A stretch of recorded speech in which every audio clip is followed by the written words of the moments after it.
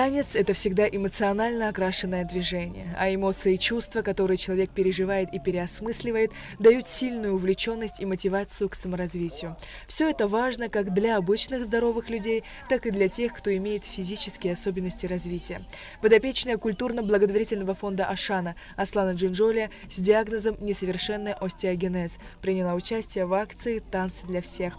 Аслана признается, что не любит танцевать, однако, услышав веселую музыку и окунувшись в веселую атмосферу, она на секунду забыла о том, что не может ходить. Самостоятельно встать и пуститься в пляс – мое самое большое желание, признается девочка.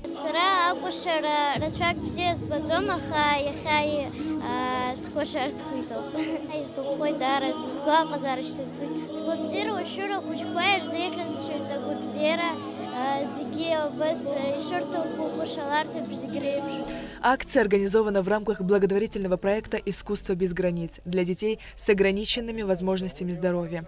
Цель акции – показать эффективную и естественную интеграцию детей с ОВЗ в социальные и культурные процессы общества. Пообщаться, потанцевать и послушать сеты диджея Надира пришло немало людей. А те, для кого был организован этот праздник, насладились атмосферой.